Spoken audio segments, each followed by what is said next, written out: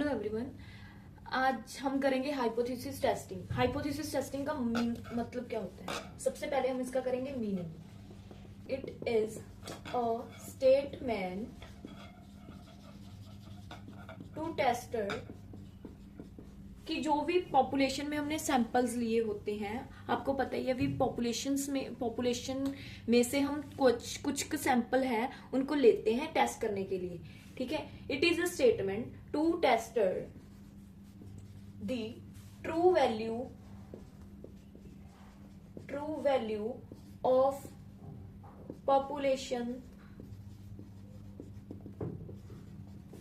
Using sample. जो भी हम एक पॉपुलेशन को हम पूरा, अगर हमने कोई भी चीज टेस्ट करनी है तो एक प्रॉपर पॉपुलेशन में हम एक एक पर्सन से जाके टेस्ट नहीं कर सकते। अगर हमने किसी का वेट चेक करना है, अगर वेट हमने देखना है पूरे इंडिया में मोस्ट ऑफ द पीपल कितने वेट हैं, तो सारी पॉपुलेशन का वेट हम चेक नहीं कर सकते। तो उसकी जगह हम क्या करेंगे, एक सैंपल लेंगे सारी पॉपुलेशन में, हर एक स्टेट में जाके एक एक दो सैंपल लेंगे और उस सैंपल को से ही हमें एस्टिमेशन लग जाएगी कि एवरेज कितना वेट जो है इंडिया के लोगों का है। तो इस हाइपोथेसिस टेस्टिंग में यही किया जाता है कि जो भी ट्रू वैल्यू होती है पॉपुलेशन की, सैंपल को यूज करके उस ट्रू वैल्यू निकलती है पॉपुलेशन की, उस स्टेटमेंट को टेस्ट किया जाता है। हम कौन से स्टेप्स हैं जो इसके लिए हेल्पफुल है, हाइपोथेसिस टेस्टिंग के लिए कौन से स्टेप्स हैं जो इसके लिए हेल्पफुल हैं? पहला स्टेप है नल हाइपोथेसिस। इसमें ये अज्यूम किया जाता है जो भी स्टेटमेंट है उसमें नो डिफरेंस, कोई जो भी स्टेटमेंट या कुछ भी कोई भी सैंपल लिए हैं उसमें नो डिफरेंस और नो इफेक्ट है। मतलब एज जो स्टेटमेंट ट्रू है उसको ट्रू ही लिया जाता है। ठीक है, नल हाइपोथेसिस में जो भी स्टेटमेंट जैसी है उसको वैसे ही लिया जाता है। सेकंड क्या है, अल्टरनेटिव हाइपोथेसिस। अल्टरनेटिव हाइपोथेसिस में क्या किया जाता है, जो भी नल हाइपोथेसिस है उसका कॉन्ट्राडिक्ट लिया जाता है या उसका अपोज लिया जाता है। किसका? नल हाइपोथेसिस का। मींस अगर नल हाइपोथेसिस जो है वो ट्रू है तो इसमें ये जो स्टेटमेंट है वो फॉल्स ली जाएगी। देखो, अगर नल हाइपोथेसिस ट्रू है तो अल्टरनेटिव में वो फॉल्स ली जाएगी, अगर इसमें फॉल्स है तो इसमें उसका अपोज ट्रू लिया जाएगा। तो इसमें स्टेटमेंट है जो वो ट्रू ली जाएगी। And directional hypothesis. Directional hypothesis में क्या किया जाएगा, डायरेक्शनल हाइपोथेसिस में क्या किया जाएगा, प्रोवाइड की जाएगी एक स्पेसिफिक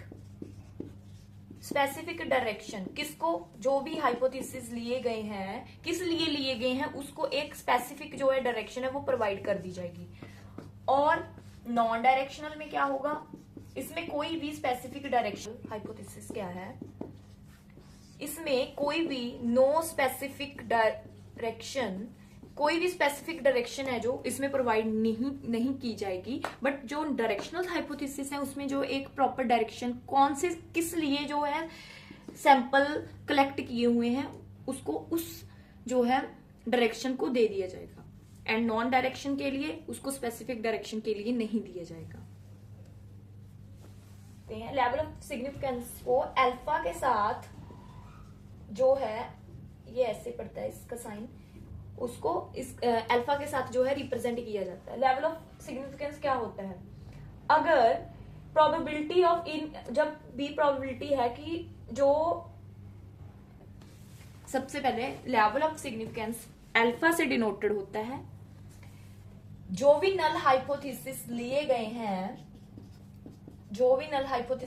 हैं, अगर उनको रिजेक्ट कर दिया लेकिन वो ट्रू थे, वो ट्रू सैंपल थे, तो उसको हम लेवल ऑफ सिग्निफिकेंस कहते हैं। नल हाइपोथेसिस को, जो भी नल हाइपोथेसिस थे उसको रिजेक्ट कर दिया, लेकिन वो ट्रू सैंपल थे, तो उसको लेवल ऑफ सिग्निफिकेंस कहते हैं, और इसको हम अल्फा के साथ डिनोट करते हैं। सैंपलिंग एरर क्या होता है? जब भी पॉपुलेशन, एक पॉपुलेशन है, उस पॉपुलेशन की प्रॉपर, जो पॉपुलेशन के प्रॉपर सैंपल हैं जो कलेक्ट नहीं किए गए, सारे प्रॉपर सैंपल कलेक्ट नहीं किए गए, मतलब उनका कुछ सैंपल है जो छोड़ दिए हैं। मतलब कि अगर हमने एग्जाम्पल की थी, इंडिया में अगर हमने वेट चेक करना है तो सारे जो स्टेट्स हैं उनका सैंपल्स हमने कलेक्ट नहीं किए।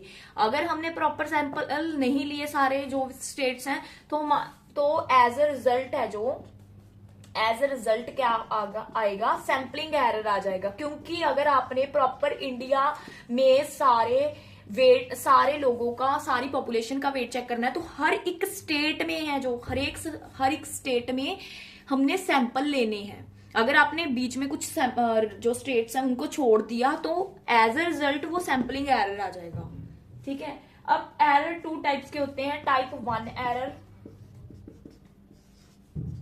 टाइप 1 एरर और टाइप 2 एरर।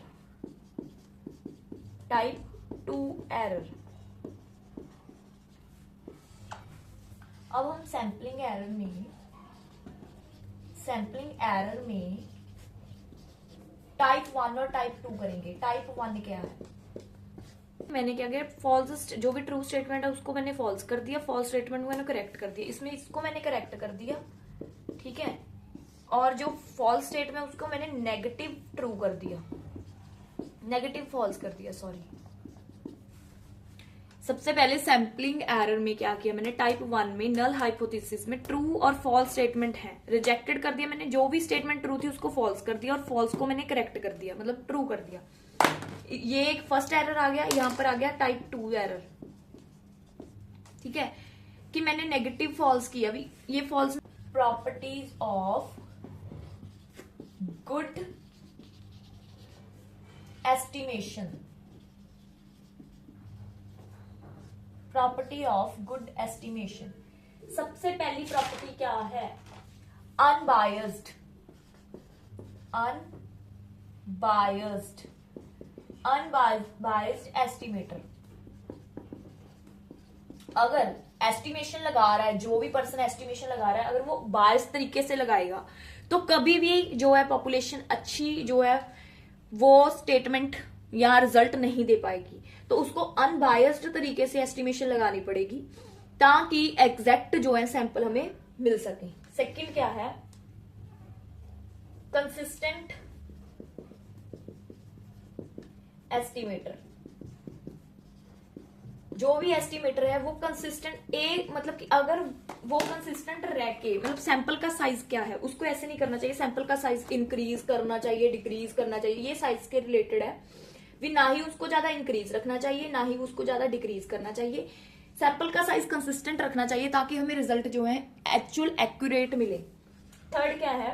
Efficient estimator. कि वो कंपेयर करें सैंपल को विद अदर सैंपल्स ताकि रिजल्ट है जो एक्चुअल और एफिशिएंट रिजल्ट है जो हमें मिले। फोर्थ क्या है? Sufficient estimator. Sufficient estimator.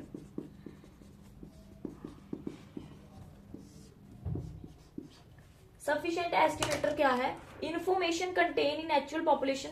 जो भी इंफॉर्मेशन है एक्चुअल वही इंफॉर्मेशन ली हो, कोई भी बनावटी इंफॉर्मेशन इसमें नहीं हो, कोई भी फेक इंफॉर्मेशन नहीं हो, जो एक्चुअल ट्रू इंफॉर्मेशन है उसको ही लिया हुआ हो ताकि रिजल्ट है जो प्रॉपर पॉजिटिव आए, जो भी है वही आए, मतलब कि ट्रू आए। Thank you so much.